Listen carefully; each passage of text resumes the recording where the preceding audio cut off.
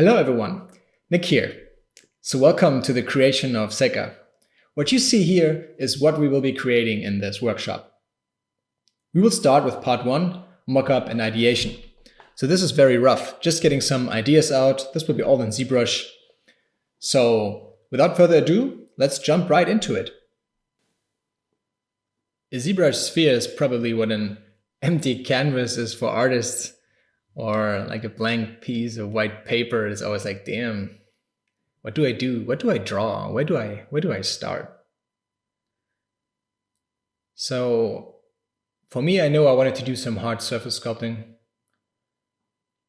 But other than that, I had no idea. There was no moods, no concept design or something. It was just all improvised.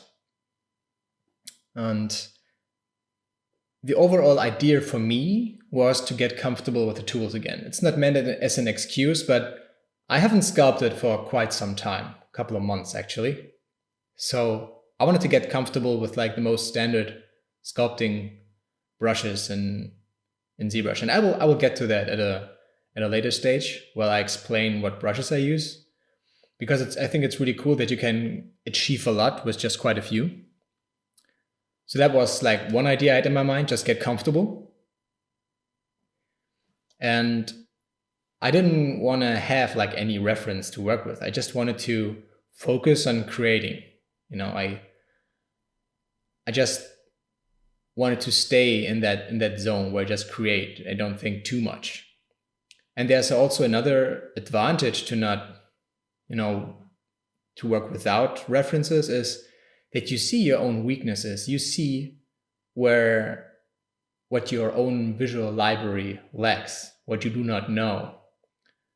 Because oftentimes you think that you know something, but actually you don't. And if you try to draw it or you try to sculpt it, you figure out that you lack the knowledge to draw something or to sculpt something. I mean, you just have to go to someone and tell them, come on, draw an eye for me. And probably 90% of all the people will draw some kind of ellipse with a circle in it, which is like quite far from how an eye looks like. But that's how most people think an eye looks like, even though they've seen like probably millions of eyes in their lives. So what we think we know and what we actually know is two different things. So that's another advantage to not doing or not sculpting with any reference, to identify where your visual library lacks information. And I set a time limit for myself. I know I didn't, I did end up working on it for a much longer time. But what I wanted to do was a total of 3 hours. So 1.5 hours in ZBrush, 1 hour in Cinema 4D, and half an hour of composition. So there are some advantages to that. First is you develop a workflow and you get faster and probably produce more results as you get more comfortable with the fundamentals.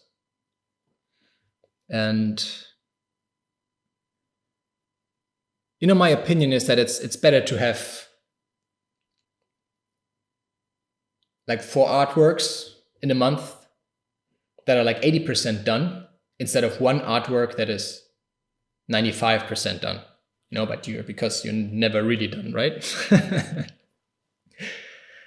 So that's like the third point, is that you have to set aside your perfectionism. You have to decide at some point that this is done, that this artwork is finished. And you have to remind yourself over and over again that being done is a decision, it's not a state. Of course, it's different if you work in an environment where you'll talk to an art director or a client, and they'll give you feedback, and obviously they can decide when it's done and when not. But for me, this is just a personal piece. This is just for me. This is practice. This is having fun. This is playing around. And I know that I ended up spending like way more time on it than expected. But that's okay. At some point I made the decision that I want to. But in general, I don't want to spend too much time on a single piece of artwork, because I'd rather come back if I really like it, and if I really like what came out of it, I can always come back and redo it or do it better or work on it again. So that's the reason why. So I'm introducing some facial features here, because I think I started to think about this guy and what he might be like. And for me, this is more like a mask. I wanted to appear it like a mask, so we don't know what's behind it. It's like a little mysterious, and it's not a typical face, like proportion wise. His face is quite small, and then he has this huge head. I like that already at this point, and I wanted to keep it. Same for the beard. I know that he had a beard, and I like that idea of him having some kind of beard. And I think that's one of the things that I kept, the big head and the beard. Everything else changes quite a lot. And I think that's also a very important point. The whole thing, the whole design changes quite a lot in this process. Because like I said, I'm not starting with a finished idea or concept in my mind. And I think for me, that's also like a good reminder or how important it is to just get started. How important it is to have your own like starting ritual, to just put in the work, to spend the hours to work on your craft.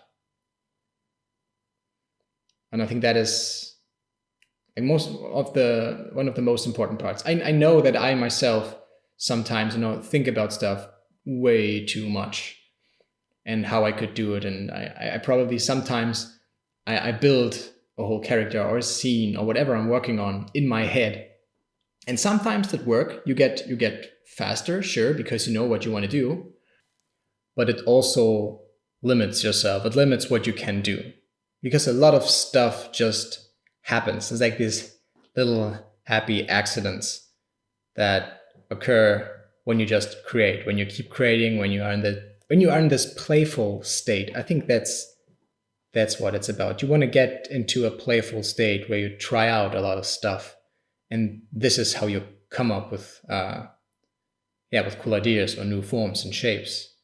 You have to be in this playful state, and flow is a thing on its own. I think I like ZBrush a lot because it enables me to get into that kind of flow state, because I really lose my sense of time, and sometimes I start sculpting and then hours are gone. And the reason for that is that in ZBrush, you can spend a lot of time actually creating. I mean, you don't see me like spending much time in menus, tweaking some numbers to get a good result. No, most of the time you see me drawing, you see me sculpting. And this is what enables me to get into that flow state, because you are playing around.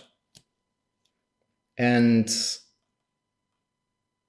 I think flow is, if you want to get into that state of flow, it has to be like a challenge, but neither too hard nor too easy for you. And it has to require some skill, enough skill so you don't get bored, but not like too much skill so that you get stuck. So it's this fine line between challenge and skill that keeps you in that flow state. And this is always ultimately where I want to end up. And this is why I love ZBrush so much, because you keep playing around. And you see, like, I redraw the eyes here, and I'm not comfortable, and I just erase them and draw them again and again till I end up with something. And I probably change them over and over again. But that's cool.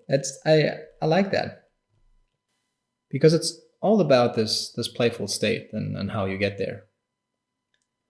I remember that there was a time where it was really hard for me to get started, and I didn't know what it was. So all of a sudden, my productivity just went down. And I couldn't figure it out. And then it kind of struck me, like, okay, wait a second, I got a new table and I arranged my whole workspace different. And then I realized, it sounds so obvious, right? But I just realized that the workspace that I have created was not encouraging me to start. It was not encouraging me to start sculpting. So my tablet didn't have enough space. So I rearranged my keyboard and mouse and made more space and got rid of stuff so that I could get started more easily. And this was a very important moment for me, because I realized that I am responsible for that. I have to create the environment that I need to be productive. And then when I came home from work, I just put that tablet in front of me. I had like no chance to get my mouse or anything. And then I just opened ZBrush. And I opened a file with just a sphere. And then I started for 5 to 10 minutes. Maybe it was crap. Maybe I didn't even continue working on that. But what happened is that I stayed in ZBrush and I stayed there sculpting stuff. I stayed there creating. All I had to do was bridge that gap of that first 5 to 10 minutes. So whatever you do, think of a starting ritual. For me, it was really, really, really helpful. Because now you always have an option to do something else, right? You can always, play games, watch Netflix, whatever. But you could also just open up the program that you want to learn, or a piece of paper if you want to draw or whatever, and just start. Do it for a couple of minutes. And maybe you get lost in it. So that really helped me. Yeah, so here again, I'm starting to draw like little details. It's kind of interesting for me to see my own workflow, because I never recorded myself. And I can feel how much I was struggling here.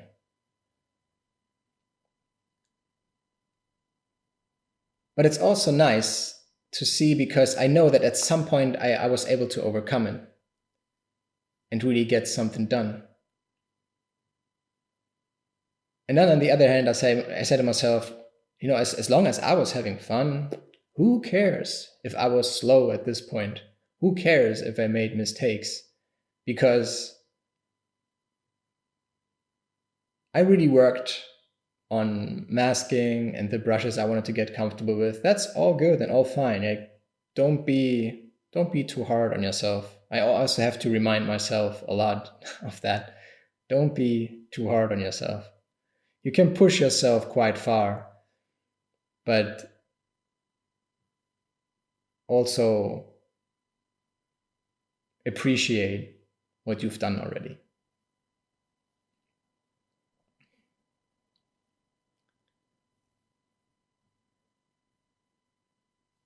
So yeah, now I'm finally working more on silhouette and all views. I think that's also a mistake people make when they start out in ZBrush. They stay too long in a single perspective. So they maybe sculpt something, whatever it is, and then they turn 90 degrees and it all looks like really, really crappy. So what you see, especially in the first blockout phase, a lot of artists do is like jumping around all the time, back and forth, changing angles all the time to really check how it works. Because what we do here is we as a sculptor, you manipulate light. It's all about light and shadow. You really want to create forms that have depth to it, and most beginners have lacked that kind of depth in their work. They do not use the brushes effectively, and most of their sculpts appear flat. Some of them even are afraid to really work with a pen pressure on their tablets. That's another reason why stuff appears flat, because they do not like push and pull enough, you know. Yeah, I redraw the eyes again. Still not happy with the eyes. Now he looks like he's really tired. But at this point, I knew that this will definitely be some kind of mask, and it's not supposed to move. You know, his face, his mouth, all of these things are not supposed to work, because it's just the appearance that this guy chooses. And I think at this point I was like, maybe he's some kind of superior being, some kind of god. Who knows, like, how many different worlds he rules, and maybe he has a different face for each of these worlds. I tell myself little stories like that. Sometimes they get like into like, sometimes they have more depth. It kind of helps to develop an idea, to develop also like for his appearance, for details.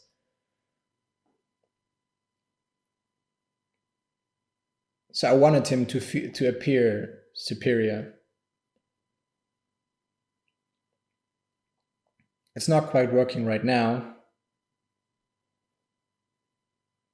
but I will get to that. And like having some kind of adjectives like that in your head, like, you know, he has to be like, I don't know, strong, superior, a leader, you know, advanced, smart, whatever. Maybe write down a lot of words that come to your mind that you want your design to express. I think that really helps to make your design read. If you know what you're actually like going for. Then again, this is mostly like for me playing around and having fun.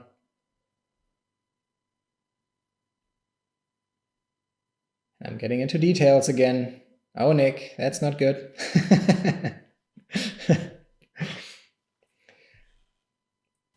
But I still remember when I was sculpting how good it felt. It was really nice to be back, to just create stuff for my own, for fun. It always reminds me of me being a kid playing Lego. I used to play Lego like a lot when I was a kid. It was so good, because I just got so lost in it, and I feel the same about ZBrush. You create your own little world. That's how it feels to me. And that's why I love spending time here so much. Now the saving took quite some time. I didn't like it, so I guess I'll probably change it. Under preferences and undo history, you can disable the saving of your undo history. It makes your file size so much smaller. Yeah, just enable saving, disable it. And now your file sizes will be like so much smaller, maybe a couple of megabytes, and saving will only take a couple of seconds. It's really a big difference. If you have a huge undo history, maybe you want to do a time lapse from ZBrush, but I don't need a time lapse because I'm recording anyway. But yeah, your files can get like very big, many gigabytes, and I just don't need that at that point. So I turn it off.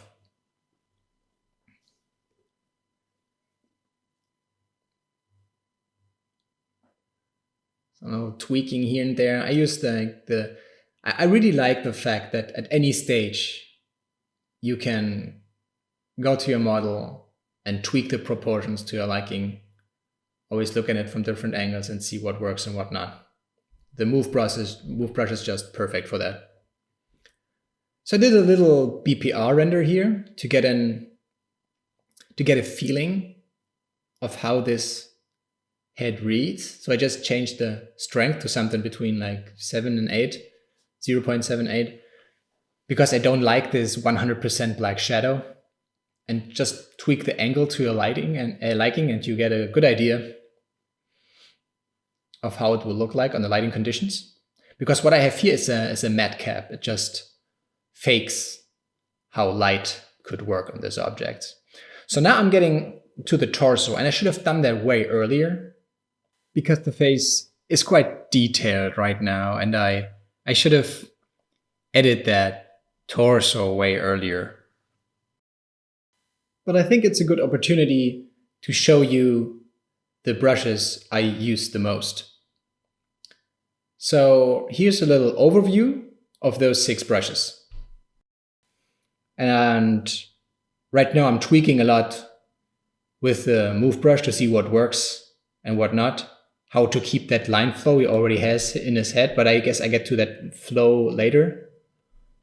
So yeah, this is like the 6 brushes I use the most. So the standard is like the most flexible one, I guess, and I use it often with alphas. Then right now the move to work on proportions, and it's very, very nice to make big changes. I also use the snake hook for the same use, but the snake hook is much more aggressive. Some people like it way more because of that, but I just use both depending on the situation. And then there's the clay. I use clay to build most of my forms, and there are different clay brushes, like the clay tubes and the clay build-up. Just pick the one that you like the most. And what you can see here right now is the Damien standard or DAM standard. I use that to highlight edges and to cut into the surface. Whether it is like for hard surface sculpting, like right now, or for example, wrinkles or folds. I think it's a very versatile brush, really powerful. Then the 5th one is the trim dynamic. It like cuts away and flattens the surface. It's also really, really cool for hard surface sculpting. And I really like the inflate. It has a nice algorithm to it and just inflates an area, either to support thin structures or to give some more volume to areas. I think that works really, really well. So I masked that inner part here to push it back. Like I said in the beginning, right? I have to use masks like more often. They're just so powerful in creating forms and shapes. And it's just some little preparation, and you get exactly what you wanted. So I definitely have to utilize this more. I know that you will probably not see much of his armor later on, but I wanted to do this nonetheless because when people do just some creature or robot busts, I think it's really weird if the head kind of floats and then they have some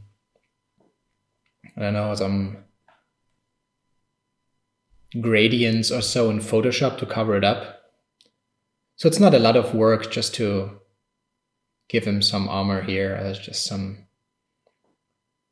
or an upper body or anything, anything you can work with that fits your design. And now for the first time I have like different tools, and then at some point I will split up the head as well so that I have different subtools to work with. It's just so much easier to make these forms complement each other. So here I'm not sure about how I should deal with this throat. If it's all cables or if it's actually his own throat. Right now it appears like very, very organic. And I don't know if it's some kind of suit or like a bunch of cables. That's why I put in so many lines here to get an idea about it. Because I think I like to play with that you do not know if it's someone in a suit or if it's actually a robot. And that's on purpose. I mean, when you're designing a robot, you can play a lot with silhouette, right? Because a robot does not need to have humanoid features or of any kind. So you can look through here and there. His joints could work completely different, so that you do not get this feeling of the living like being. But that's what I wanted to achieve. I wanted to achieve that you just don't know. And he has features of both.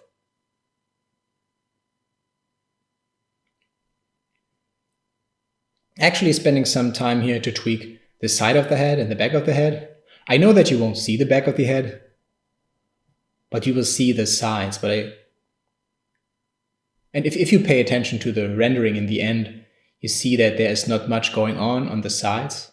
But that's also not where I put the focus. So you will always look onto his nose and eyes and face area, because that's where the most detail is, and that's where that's where you naturally look, right? If you see a face, you look at the face. But also the line flow of the design itself complements that. So you don't end up spending too much time looking at the side of his head.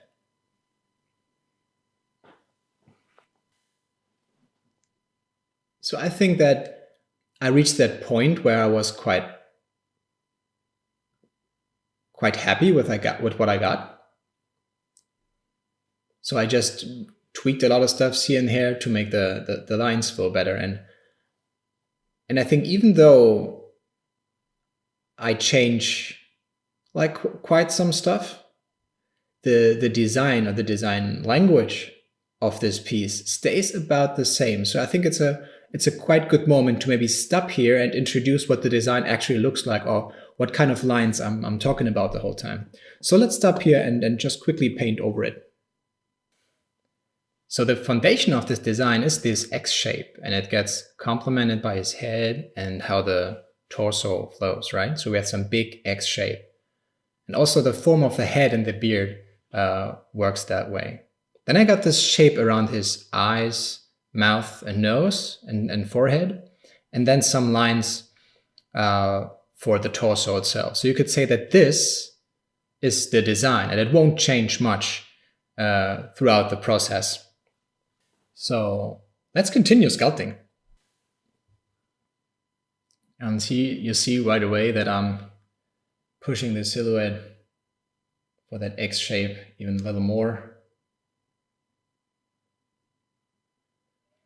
And I think at that point it's, the idea of what I want to do is getting much more clearer. So now you see me like working more on the silhouette, now that I'm like happy with what I have so far. So you see me losing like the move and smooth and just cleaning it up a little and checking like lots of different angles and how it will look like.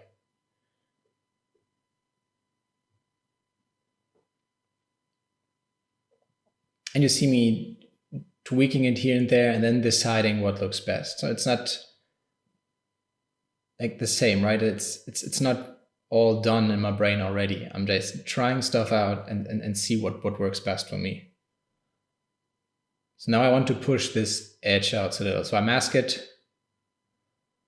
and then see if I can make this silhouette like a little more interesting there. It also points to the face. Like I said, I want my lines to flow to the face, complementing that X shape.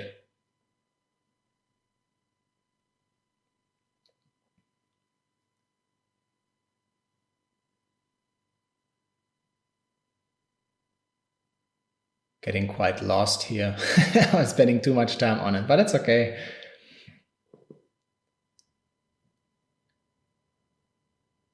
Yeah, now I decided that you won't see, or you will not see this back part anyways. So I get rid of it. And I'll do that quickly by doing a mask. So I do a mask, then apply a group with Control W.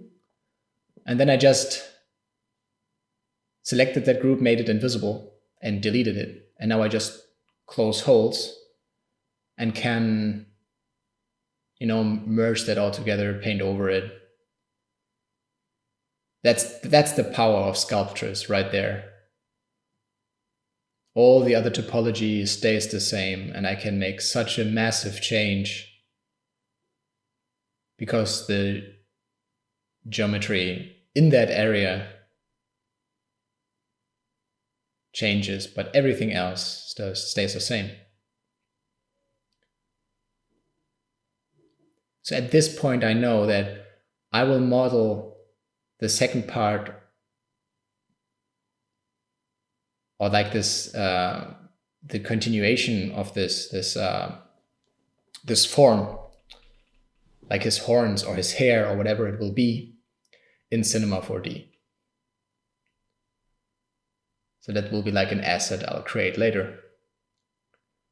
So now that I know that, I'm tweaking the silhouette again, because I'll know I will, have some kind of portrait of him.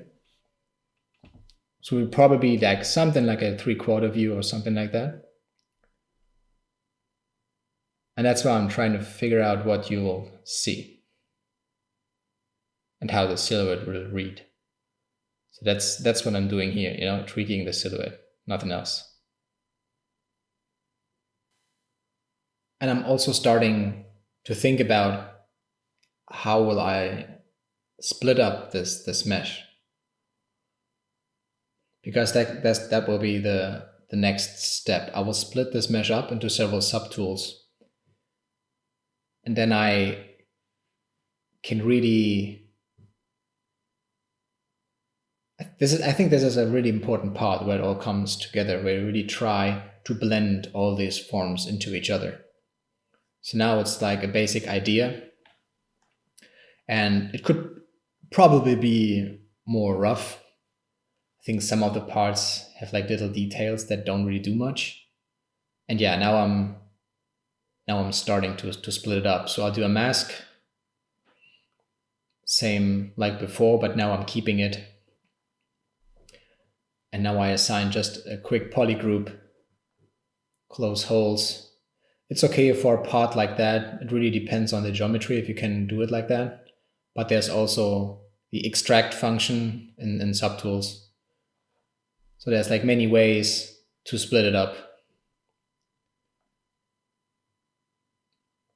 And that's what I'm doing, just splitting it up, cleaning it up, closed holes again. Use Sculptris to work on these edges. And now it's like a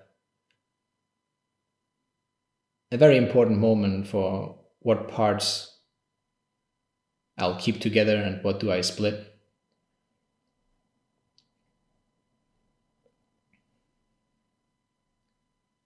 I think this was a really important decision here to split it up that way, because this will look really interesting in the end. But I think I'm making a big mistake here, and I don't want you to do it. My extract is not thick enough, because I did a negative extraction, and that way I couldn't control it like I should have. So you probably should do like a positive extract with a higher value, and when you like the value, you turn it into a negative extraction. If you have any tips on how to do it better, let me know in the comments. I haven't done this for quite some time. There's several ways to do it. But I definitely struggle later on because these parts are too thin. But you will see it when we come to it. I'll work around it, and that's probably practice, and I'll never do it again. But yeah. So now this is like a repeated thing, right? From subtool to subtool that you want to have. Just do a mask. I think another thing I would do better next time is actually make the mask even bigger, because it's easier to cut away stuff, right? It doesn't matter if you kind of split more geometry out of it or extract more geometry, because when you use extract, you keep the geometry of the other subtool. But on the shin, I actually cut it off by, doing a poly group and then splitting up the mesh. So it's two different ways, but I think it's probably one of the most efficient ways to do a very big mask, be rather rough with how it looks like, and then just cut away what you don't need.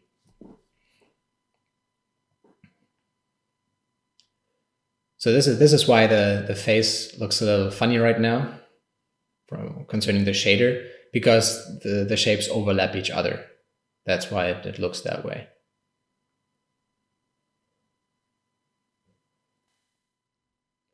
And every time I hit that extract button, I'm like mad at myself that I didn't pick a higher value. I'll probably remember that forever. I'm saying to myself, oh yeah, Nick, remember that time when you posted your first YouTube video to show everyone how you fucked up your masks and your extract? Yeah, would be awesome.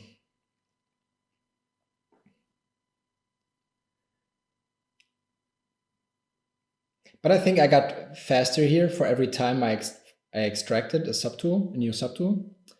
And I think that's something very, very important for your work in 3D. Doesn't matter what you do, if it's sculpting or polymodeling or rendering materials, whatever. I think it's a very good and effective way to group actions that are similar together. So for example, here, I could have, split up the chin and then just work on that, refine it, and then split off the next part, rework it. But I think it's much better to, split it all up, perform the actions over and over again, because you get faster. Each time you split up a part, it will be faster. I'll do the same later for retopology. I will retopologize a tool, then the next tool, and the next, because it's all muscle memory, right? And you get faster and faster each time you do it. And I think it's just super, super effective to do it all, to group it together and then do it all in one sweep.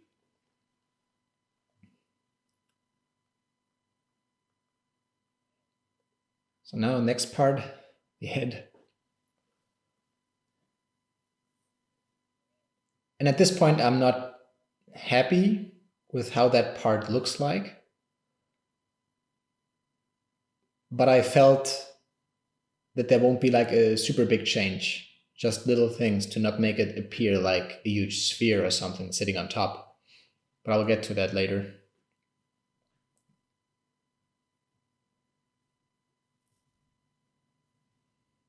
And I think I made another mistake at this point, because now I'm splitting up the throat. And I think I should have given it like more space, because now I think I'm kind of missing the inside of the head. So I should have went like a little more up to his chin. Yeah, there you see it. Now I have this big hole in there, and I'll fill it later. But I think that would have been like much more effective to do it that way. But maybe, who knows, maybe that led me to do this big change, and I really like what it will do to the silhouette as well. Like I said, the eye and cheek area is the one I probably tweaked the most in this process.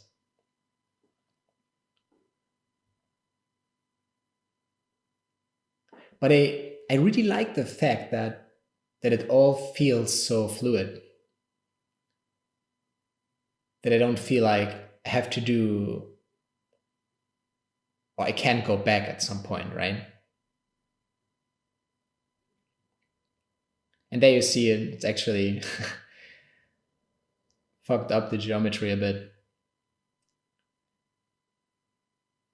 because it's too thin. You can turn on back face masking, so it will mask all the faces that you don't see, so your brushes will not affect them.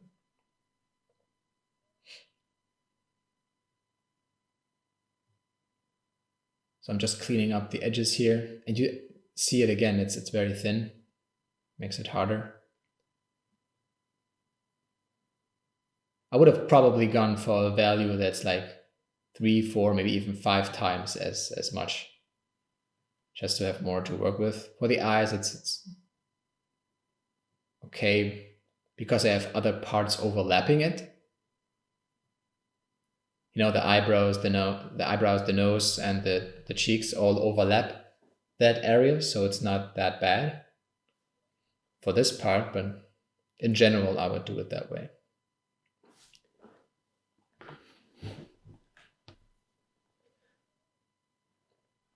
And that's what I meant, right? Now that you have these parts separated, it's much easier to work on how the lines flow between them. And now I'm filling that area I told you about. It's an unnecessary step I have to take now to make up for the mistake earlier.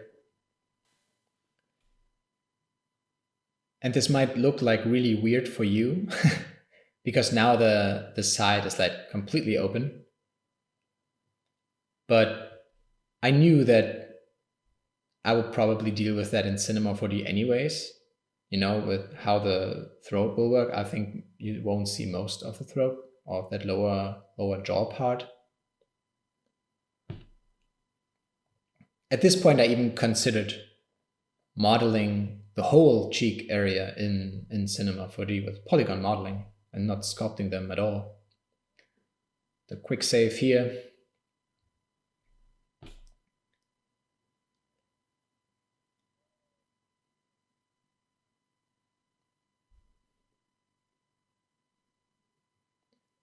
And now I'll start like cleaning them up. For some parts, I've already done it.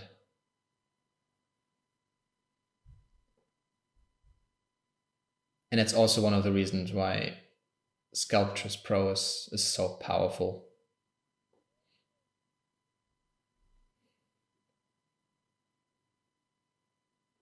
You know, with Dynamesh at this point, you would have lost either detail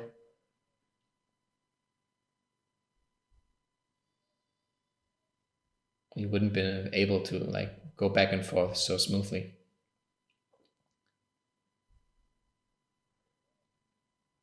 So I really like how well they develop ZBrush further and further, and every year you're like, oh my god, this is some awesome stuff that boosts your workflow again. There are rarely any companies, I think, where we're looking forward to updates that much, because you will know that they will really put some thought and effort into it.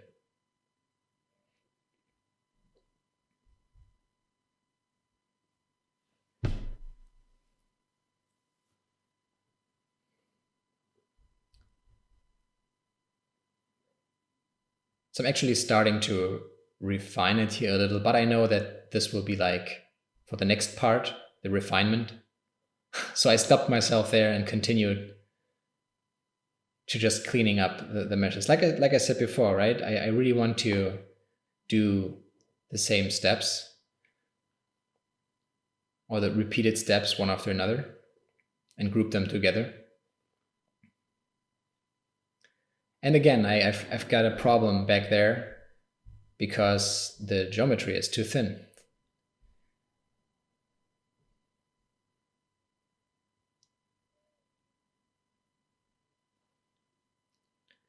And now I turn on backface masking just to fill that area without affecting the other side. This is exactly what it does.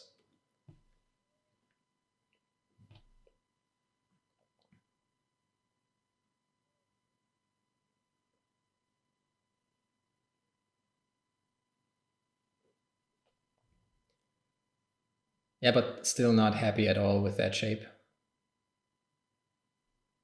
But continuing the cleanup.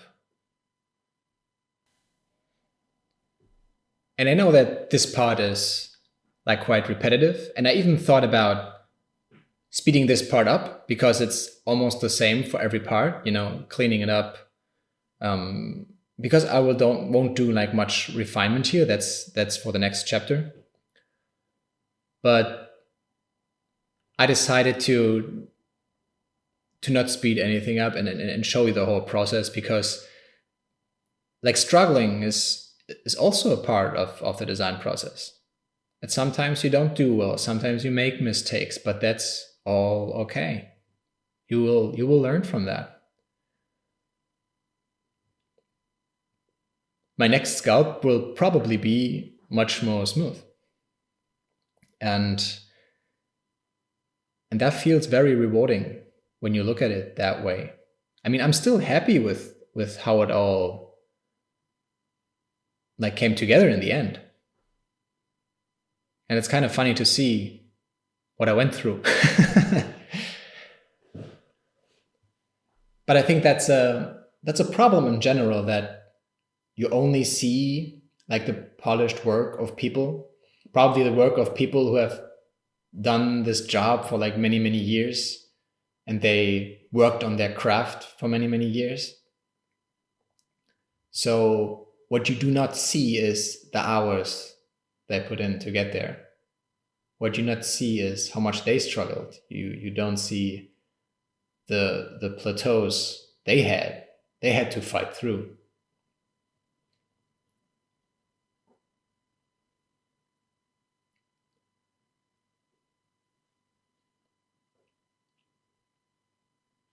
And I think that's very, very important to remember, that this all doesn't come from nothing. You only get better if you put in the hours. You only get better if you actually consider what you could do better and what did went wrong. And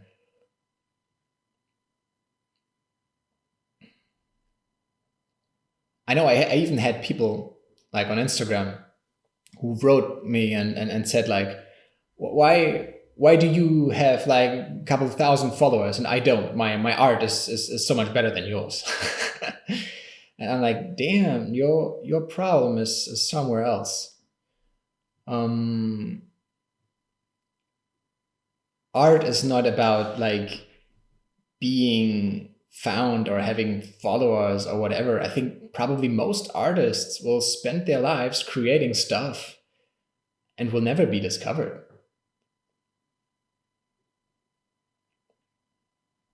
And I think what that person also missed is that I've spent years learning 3D stuff.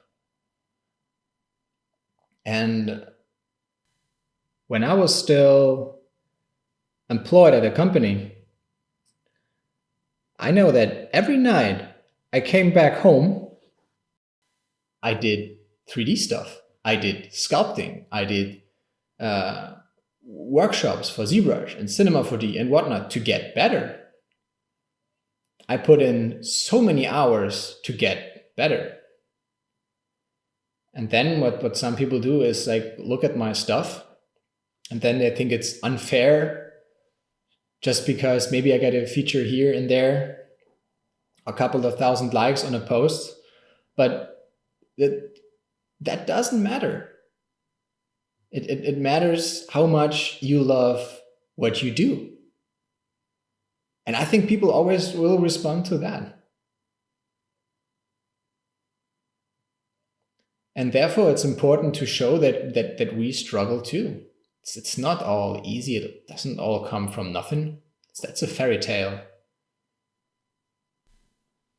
And it's, of course, I'm talking about art right now, because most of the stuff I would consider more artwork than actual like concept design stuff, because I do this for fun and for myself. I'm not working in the industry as a concept artist or anything. I worked as a 3D artist for quite some time, but I'm not doing that. So this is just for me. This is just for fun. And it's different, of course, when you want to be working as a concept artist or a 3D guy. Of course, then you work on your portfolio and everything, but it all comes down to how much you put into it and how much you're willing to learn. And I think that's also what people look for when they hire you, even though you might not be as good as they want you to be. But if you have the right mindset of learning and growing and you are like really passionate about what you do, then your chances like go up for sure.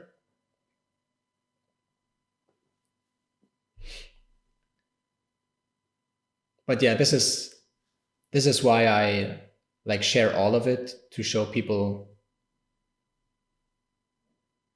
that you're never done. You will always struggle. There's always so much stuff to learn and grow, and that, for me, I think that's a good thing. That's what I love about it so much. I will never be done. There's just so much to do. There's a long list for me of stuff I still want to learn or I need to improve on. But for me, that's exciting. I love that fact.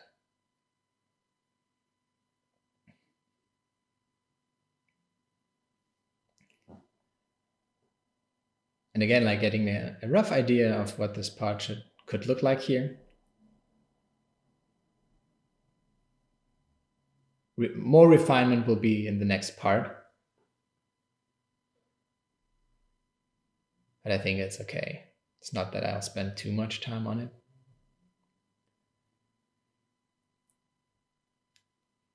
See, and even like now that the quick save is possible in under a second, because it doesn't have to save the whole undo history with it. So really ask yourself if that's something you need, because it just speeds up so much. And I really don't like it if you're in sculpting right now and everything runs fine. You're into that flow state, and then all of a sudden you have to wait like 10-15 seconds for that file to save. At least for me, that's pretty annoying.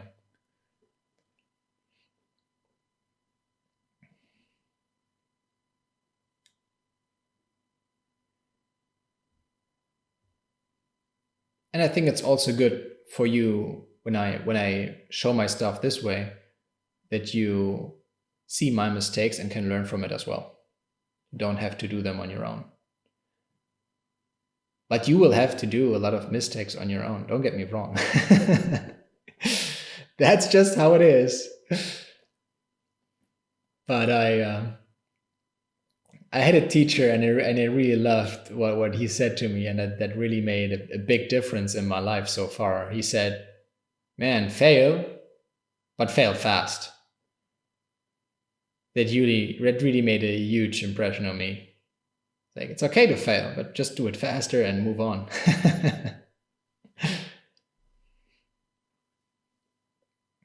And that's also something you can do in ZBrush so well. You can do something, it doesn't work, okay, do it again, build it again. Can always start over. But that's also a reason why I set these, timelines for myself, so that I not get lost in something for too long. But that's also something that comes with experience, I guess. And I would not consider myself like super experienced and super pro. There's like so much more to learn from me. But like I said, I really like that I'm on that kind of journey.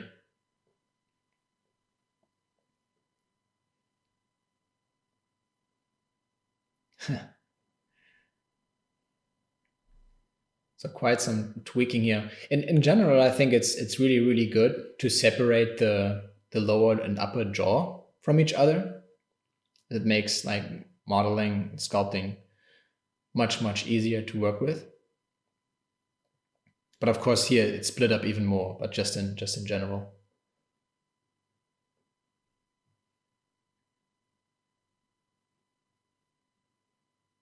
What I want to try, maybe on the next project that I'll do, I want to try work with colors even more when I sculpt. I think colors really help to separate stuff from each other and to really figure out how your composition works. I think color is just huge, and I always underestimate it. So I think it's very powerful to implement that earlier in your workflow. I actually did that quite some time ago when I was sculpting way more. So that's definitely something I have to pick up again.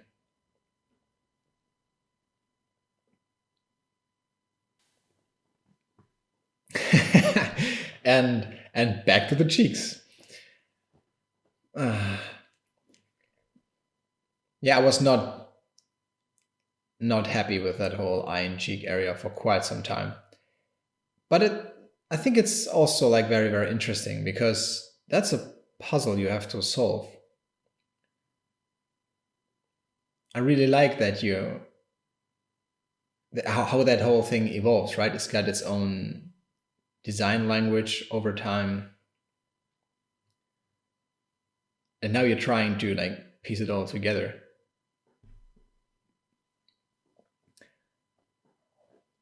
And his cheeks just seem like, they seem so off, like they don't belong there.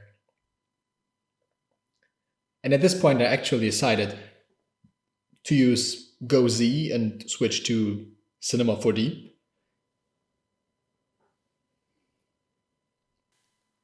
Just to try another approach, because I was quite lost and struggling. So it's like changing the way you work, changing the way you think about that part maybe helps.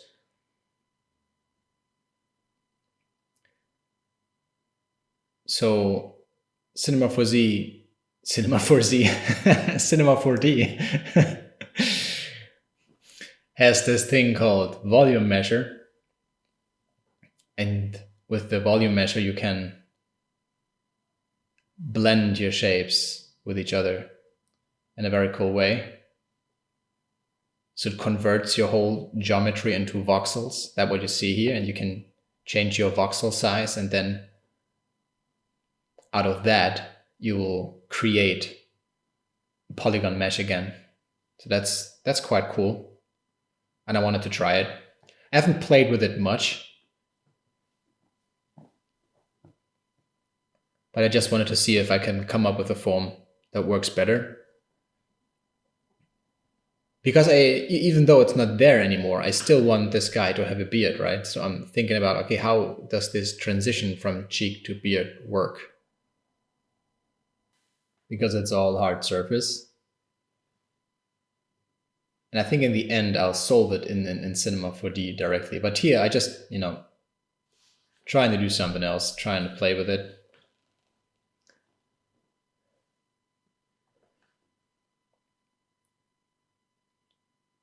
And that's also what I like about 3D, because over time you have like more and more tools to work with. So as long as I'm trying stuff and I'm not stuck, as long as I'm not stopping, it's all fine.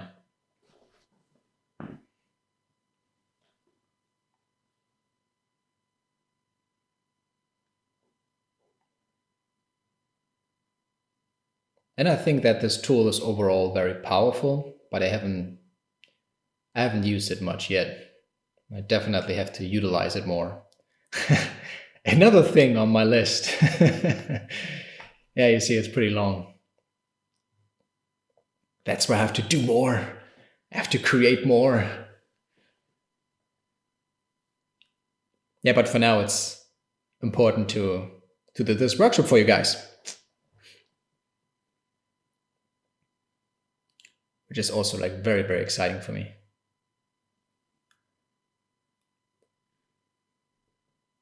I think in general, I embrace that learning and growing so much. So this workshop alone like taught me so much. Lots of Premiere and sound stuff and cutting and editing, and that was really fun.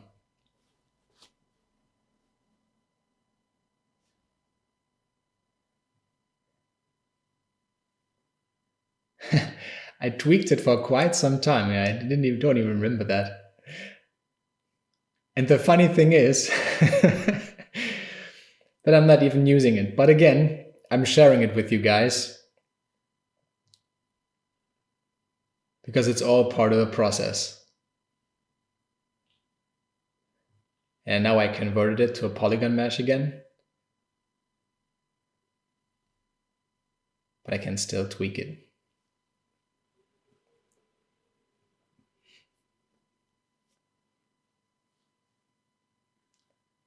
Yeah, what I was trying to do here was a weird shortcut, I think. Oh no, at this point I thought maybe I could use this as a starting point and then do a retopology later and clean it up.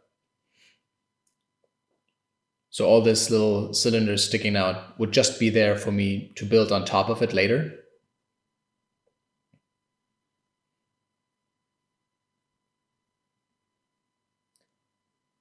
But as you will see in a second, I think I am not sticking with it at all.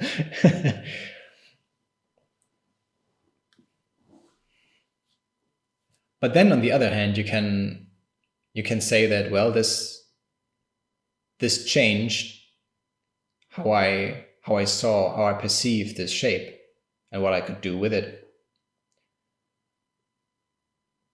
So maybe I spent quite some time doing that, even though I'm not using it, but it led me to the kind of shape it became. So maybe it was necessary. It was a necessary step to take. Maybe I should have done some kind of counter. Every time I tweaked the eyes or the cheeks, it just went up. It would be like very, very funny. So if any of you counted how much I changed the cheeks, tell me in the comments. But in general, if you have any questions, something goes too fast, or you have anything you don't understand, or if you have any tip of stuff that I could improve, just tell me in the comments. So now I reached that part where I was quite happy with the cheeks. It's still not the final design. I will change it again. But it was enough for me to say, okay, this is like the end of part 1. And the second part will deal with the refinement, like secondary and tertiary shapes, and then the export to Cinema 4D for the assets. So let me know what you think about the first part. For me, this is a joint effort. The more feedback I get, the better my workshops and tutorials and everything I share here will become.